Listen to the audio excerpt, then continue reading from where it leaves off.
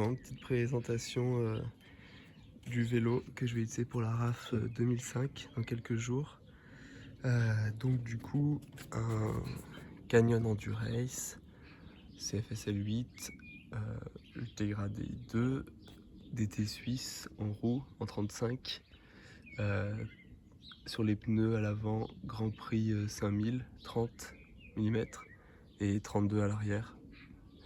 C'est le montage d'origine, sauf que le pneu du coup est neuf maintenant à l'arrière pour la course. Sinon, du coup, au niveau des sacoches, donc j'en aurai 4, une à l'avant avec matériel de réparation, la pompe, chambre à air,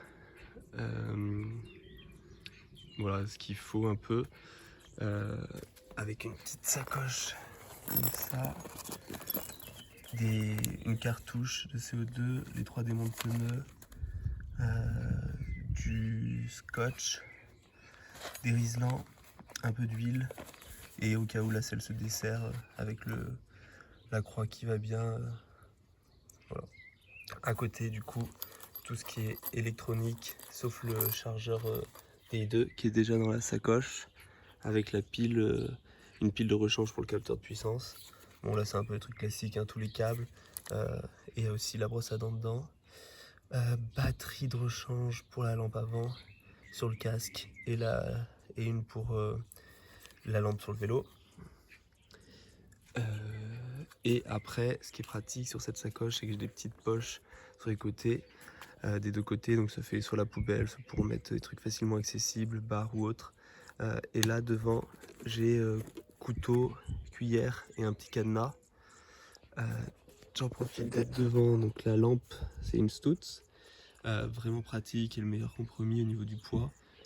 Et l'éclairage dure quand même vraiment super longtemps. C'est facile d'avoir une batterie de rechange et ça peut, du coup, je pourrais la recharger avec les powerbanks. Bon, voilà le GPS et du coup les prolongateurs qui font haut, mais vu que je suis sur un cintre intégré, c'était compliqué de trouver quelque chose et donc c'est la marque Aeroplug qui fait des petits adaptateurs et du coup ça fait une rehausse. Donc bon, bref, ils sont hausses, donc c'est très confort, pas forcément aéro, mais finalement c'est peut-être ce qu'on cherche. Pour mettre le portable, comme ça il est facilement accessible si besoin. Et qu'est-ce qu'on voit devant encore? Du coup, il y a dans le matériel obligatoire, il demande en tout cas d'avoir des éléments réfléchissants sur la fourche, sur les roues, sur les haubans. Là, je sais pas si on voit ici. Et voilà, roue arrière aussi. Ensuite, donc là, une sacoche de cadre qui est fait maison. C'était pour un précédent vélo, mais ça colle. C'est un Canyon aussi. Donc ça va nickel. Là, du coup, on voit le bivy, les jambières, sortir les jambières. Après, du coup, un bœuf, gants étanches, écoille, un bonnet étanche aussi. On s'attend à avoir de la pluie. Hein. Et la veste. Voilà. Du coup, une veste thermique qui tient vraiment chaud pour les nuits, notamment en altitude. Ensuite, donc là, vraiment les affaires chaudes et le bivy facilement accessible au cas où. Si on continue à l'arrière, donc les 2 lampes, pareil, obligatoire. Celle-là qui dure vraiment longtemps, facilement de nuit. Et l'autre qui a un capteur de luminosité, donc ça c'est possible de la laisser allumer la journée. Si on passe dans un tunnel, ça s'allume tout seul, c'est pratique. Là, du coup, mini sacoche. Bon, peut-être que j'aurais pu s'en passer et mettre ailleurs, mais bon, la classique. Aussi pour réparer, il y a Multitools avec le dérive-chaîne, 2 maillons rapides, des patins, pas patins, pour le, mince, vous avez compris, pour le freinage, de rechange, chambre à air, et puis des petits patchs avec de la colle pour réparer si besoin. Et ensuite, là, c'est le garde-manger. Donc du coup, il y a beaucoup de gel. Il faut en avoir une quinzaine là. Et il y a une grande poche de 240 grammes, polyfat. si on voit un peu, qui est celle de rechange ou pour changer si besoin. Mais bon, en tout cas, voilà, le garde-manger, et puis là après on pourra mettre recharger au besoin. Ensuite, donc le casque avec la lumière, une Stutz d'une autre génération, mais qui marche très bien aussi. Je pense sur des lunettes Decat 03 classiques. L'avantage c'est que du coup c'est possible de rouler la nuit avec. Et elles sont vraiment pas mal, elles protègent bien du vent. Et bien sûr du coup un sac avec là on voit le verre qui est demandé aussi, matériel obligatoire.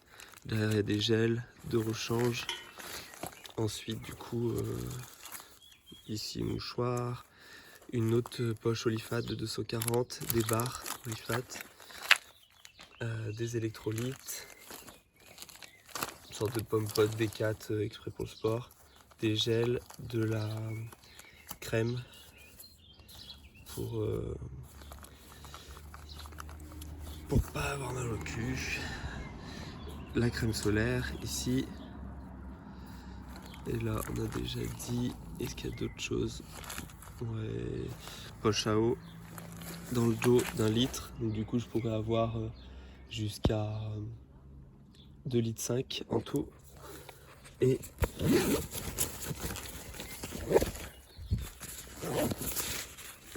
à l'intérieur, pour le moment, je pars avec du coup les surchausses, écoilles qui sont faciles à mettre. J'en ai d'autres, je réfléchis encore. Bon, elles sont grosses mais faciles à mettre. Là, c'est le pantalon de pluie, des lingettes si besoin, une poche pour mettre les parts de pizza que j'aurais pas réussi à tout manger d'un coup, les 2 couvertures de survie avec des petites pastilles de chlore pour, et puis je pense qu'on est pas mal. Est-ce qu'il y a des choses à faire? Non. Voilà. Donc peut-être un peu plus que le strict minimum, mais c'est pas mal. Et oui, j'ai oublié la veste coupe-vent, veste de pluie. Ça que je mettrai dans la poche arrière du maillot. Je partirai en cuissard court et maillot manche longue assez léger. Gants courts.